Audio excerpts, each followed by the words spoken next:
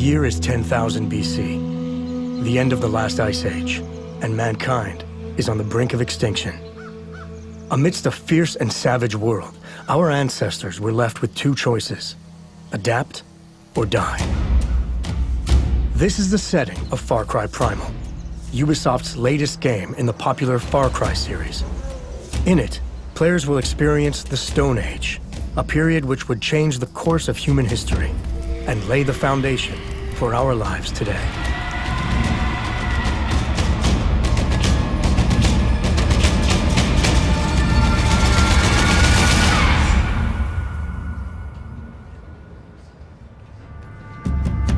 We wanted to build a pure Far Cry, the original Far Cry.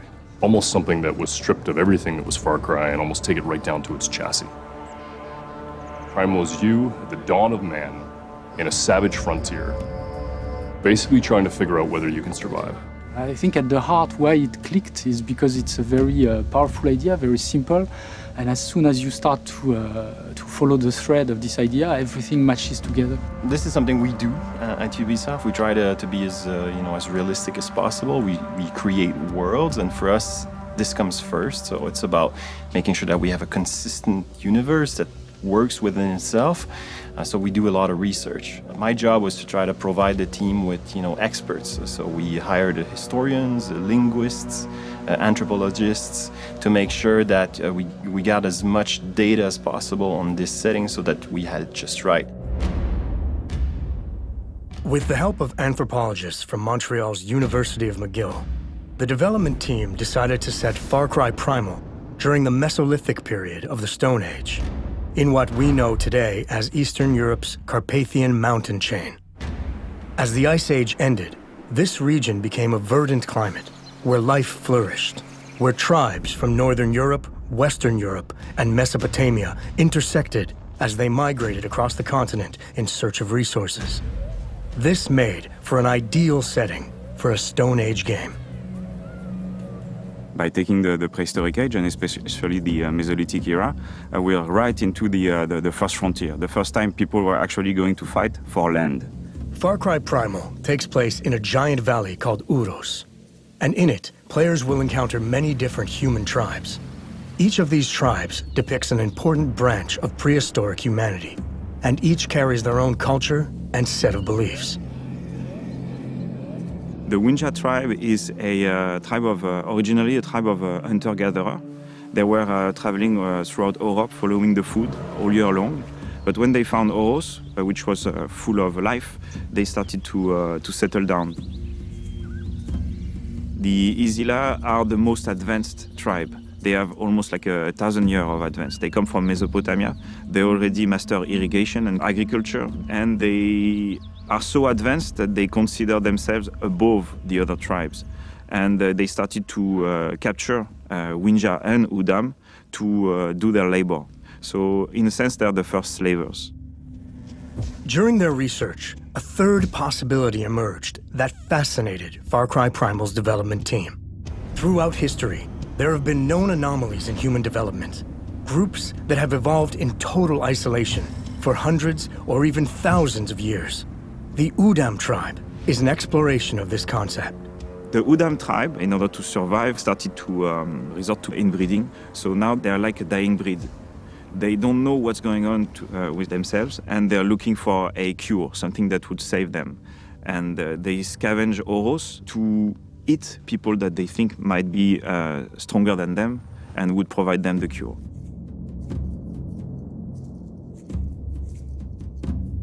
Far Cry games are about exotic location, places with weird characters, but also about authenticity.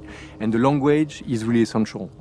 We wanted the characters to speak something that could have been spoken at the time, so we turned to experts that we found to help us recreate a language that has been dead for 12,000 years.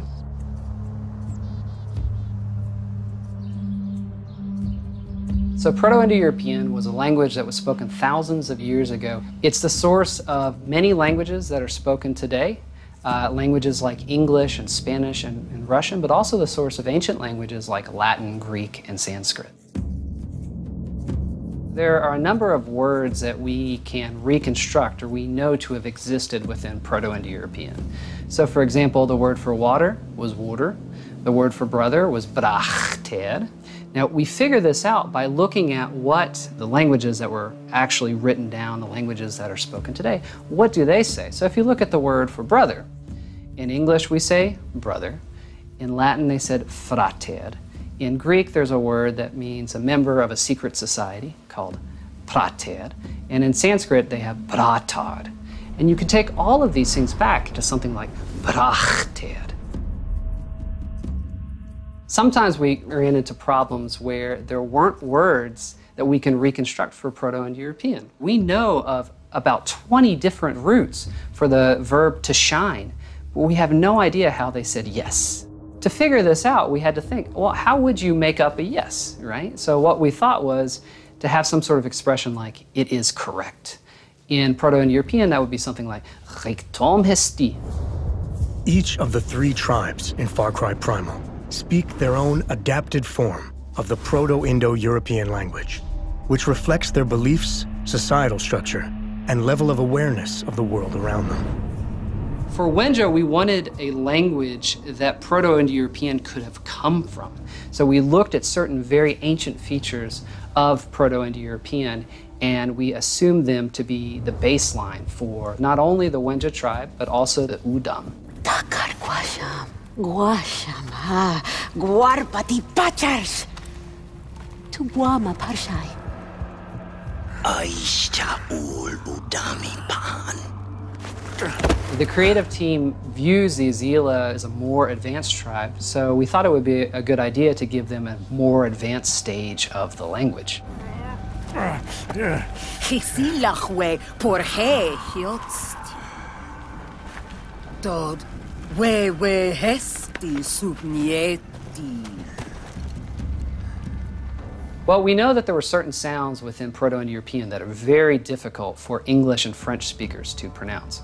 We also knew that we needed a language that was easily learnable, right? So when an actor is performing in Wenja or performing in Azila, they're not just memorizing lines and just going with it. They're learning the meaning of every word, they're learning what the grammar of that sentence is, and they have to perform it as such. Getting the game's actors into character was a huge challenge, as our ancestors had none of the mannerisms that are a part of our modern body language.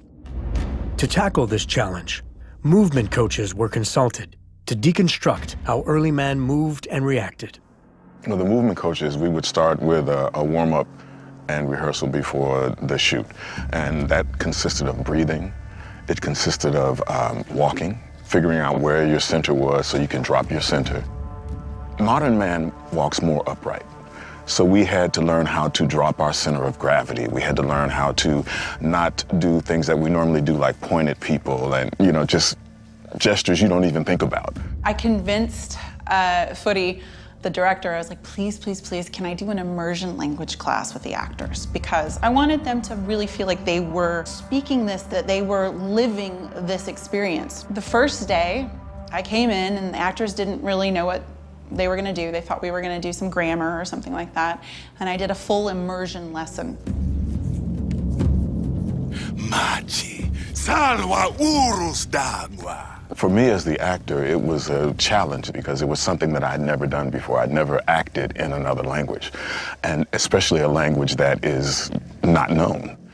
And as a performer, you want to come in and just be able to, slay it and do your best work automatically. Just come in and go, bam, it's done, I couldn't do that with this. We had to learn the language. We had to learn how to move differently. I had them talking to each other, asking each other questions in Wenja. I had them introduce themselves as their character. And so they got to a point after our lessons where they would start yelling out things in Wenja. And it's been really amazing to see how the actors live and breathe these lines, they live and breathe this language. What's primal? How do we get back to our roots?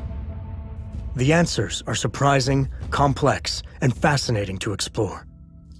It has taken the combined work of directors, animators, programmers, and actors to step into the mindset of Stone Age humans, to think like them, and gather insights that will ultimately bring this ancient world to life. This is really something that's fascinating when you explore the life of men 12,000 years ago, is that they were very close from what we are. They had beliefs, they started to have, they took care of their dead, they wanted to teach the future generation what they had seen and what they had experimented. So they were already really very close from what we were. I think as people, we do tend to live in behind us or in front of us, and we miss what's happening right here. But in Primal Man, he had to be aware of what was happening right there because everything was dangerous. You can see how simple life was back then, how fragile it was at the same time. People lived 30 years max. It was hard. It was really hard. So again, this, I guess this game will make you feel more connected to nature and to what being a human is.